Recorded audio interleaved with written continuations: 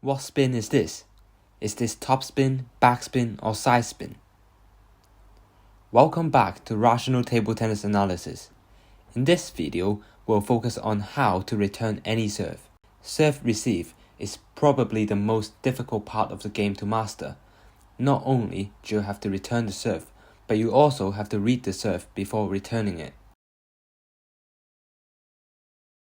The answer to my question at the start is actually side topspin. If you got it right, you're in a good place to start with. If you didn't, it is important that you keep watching as I'll first explain how to read any serve, both spin and placement. Look at this serve. It is called the snake serve. How can you possibly read the spin? First of all, you have to ignore all racket motion except right at the contact. No matter what the racket's doing, it is not creating spin if it is not in contact with the ball.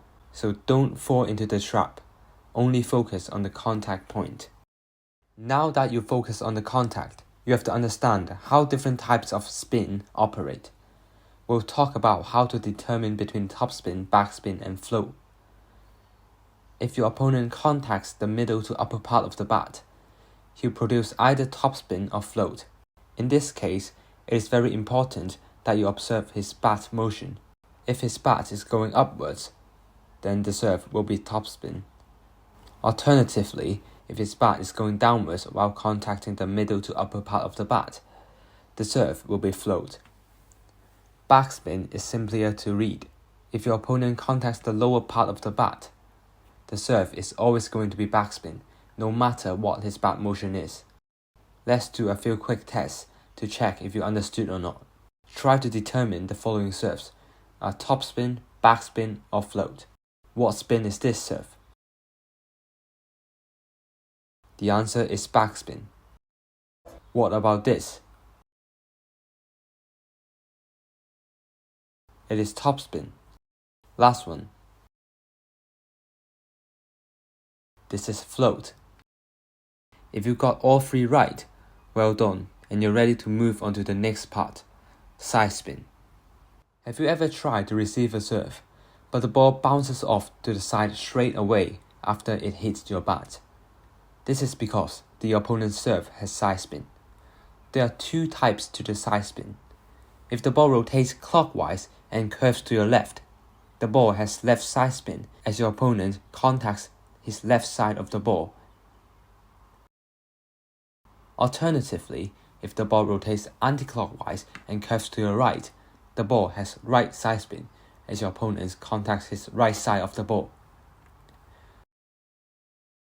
To receive a sidespin serve, you can aim your return to the middle, so even if the ball bounces off either side, it will still land on the table. Another very useful tip is to contact the same side of the ball as the server. This will cancel off the sidespin. For example, if your opponent contacts his left side of the ball when serving, you contact your right side of the ball in return. In this case, both you and your opponent are contacting the same side of the ball, because remember, his left side equals to your right side, and his right side is the same as your left side. So the spin cancels off, and you can easily get the ball onto the table. This tip can be applied to any spin, even backspin and topspin. For your opponent to serve backspin, he needs to contact the lower part of the ball. So a safe approach will be to push the ball by also contacting the lower part of the ball. However, only knowing the spin is not enough. Many players play the fast long serve along with the short serve close to the net to create confusion to the opponent. Therefore, you also have to be able to predict the placement of the ball. To do that, think about how you would normally serve between long and short serves. For long serves, your first bounce must be close to the edge of the table. For short serves, your first bounce is close to the net. You can apply the same principle when returning. If you see your opponent's first bounce is close to the edge, the serve will be long. If your opponent's first bounce is close to the net, the serve will be short. When your opponent serves, Pay attention to where the first bounce lands onto. This will allow you to predict his serve placement even before the ball lands onto your side. Now that you have read the serve, you need to decide which shot to play. Should you play a push, a block, or a topspin? There's a wide range of shots to choose from, but it is not easy to make the right choice. I've categorized 4 types of serves in terms of spin and placement, and for each of them, there are 3 options: defensive, moderate, or offensive.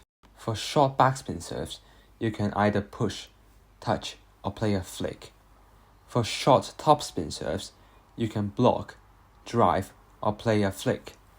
For long backspin serves, your options are chop, push, and topspin.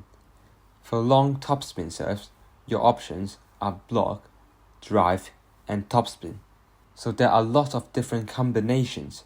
How do you make the right choice? Try to find a balance between defense and attack. It is perfectly fine to be defensive in some returns and offensive in others. You may even want to try some moderate returns, controlling the ball to set up for your attack in your next shot. You may think that the top players in the world use the all-out attacking approach. However, this is not the case. Even the best player in the world, Ma Long, sometimes plays some defensive and moderate shots when needed, playing touches and pushes to set up his attack. Now, let's talk about the lefty's forehand pendulum serve, or the tomahawk serve, because these 2 serves can be very tricky for right-handed players to receive, especially when the opponent serves to the forehand. Both serves have right side spin, so the ball curves to the right side, curving away from the receiver. The problem with this is that they stand on their backhand side. As the opponent serves to the wide forehand, they have to move at least 2 steps to reach the ball. The solution to this is to stand close to the middle when receiving this type of serve, so that you only have to move 1 step to play the shot. Another option is to push the serve, and this could be a better option at the lower levels. The footwork is the same: stand close to the middle and then 1 step to the forehand side, and then push off the bounce. The early timing is very important because if you contact the ball later, it will curve away from you and be even harder to reach. You may ask what you can do when your opponent serves fast to your backhand if you stand in the middle. The solution here is to move 1 step to the backhand and topspin the ball. If you push the backhand long, there are 2 disadvantages. Firstly, the ball might bounce high for the opponent to attack. Secondly, only pushing long serves is not good for your own player development. You need to learn to topspin long serves to your backhand at some point. In the next video coming up, I'll explain in detail how to topspin any serve long to your backhand so you can have a wide range of receive options but also execute them. I've made a video on how to push effectively, and this could help you return different kinds of serves. I'll put the video link in the right corner and also in the description.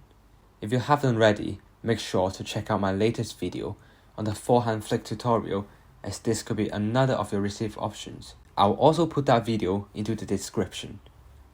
I hope this video helped you understand the foundation of receiving serves and hopefully gave you more confidence during actual matches.